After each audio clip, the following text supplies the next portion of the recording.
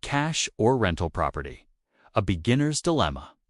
When Mark turned 35, he didn't celebrate with anything extravagant.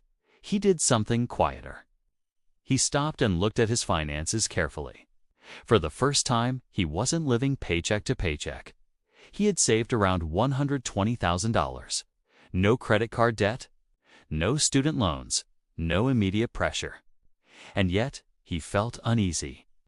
Because money sitting still raises an uncomfortable question. If I don't make a decision, am I still making one? The comfort of doing nothing. Mark chose what felt responsible. He kept his money in cash and short-term fixed-income investments, high-yield savings, money market funds, short-term bonds. Nothing fancy. Every month, the balance increased slightly, not dramatically, but consistently. Roughly 4 to 5% per year. No phone calls, no maintenance, no stress. It felt calm, predictable, safe. And for a while, that was enough. When safety starts to feel slow. After a year, Mark noticed something. His money wasn't shrinking. But it wasn't really moving forward either. Inflation quietly ate part of the return. Taxes took another slice. And one thought kept returning. If this is the safest option, why doesn't it feel like progress? That question didn't make him reckless. It made him curious. The rental conversation. At a small dinner with friends, someone mentioned real estate. Buy a rental, they said. Let tenants pay for it over time. Mark didn't dismiss the idea. But he didn't romanticize it either. Started researching.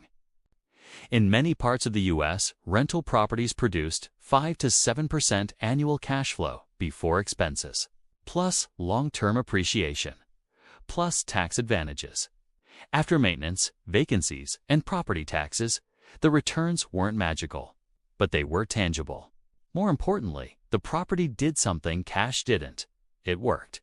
The hidden beginner mistake. Mark almost fell into a common trap. He compared cash returns this year to real estate returns over decades. That comparison isn't fair. Cash is designed for stability. Real assets are designed for growth. In the U.S., cash protects money. Stocks and real estate slowly build it. Expecting safety to outperform growth is how beginners lose time without realizing it. Fear isn't the enemy. At first, Mark thought his hesitation meant fear. But fear wasn't the problem. Confusion was. Fear says, don't move. Clarity says, move carefully. Mark didn't need boldness. He needed understanding. A balanced decision. Real estate is not guaranteed wealth. It has risks. The mistake is asking one tool to do the job of another. Cash buys time. Assets build the future. When you understand that difference, decisions become calmer. The quiet outcome. A few years later, Mark didn't feel smarter than anyone else. Just felt steadier. His money had direction.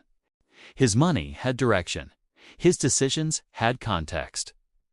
And most importantly, the fear was gone. Not because he knew everything, but because he finally understood enough. Closing thought. Wealth isn't built by dramatic moves. It's built by calm decisions repeated consistently over time.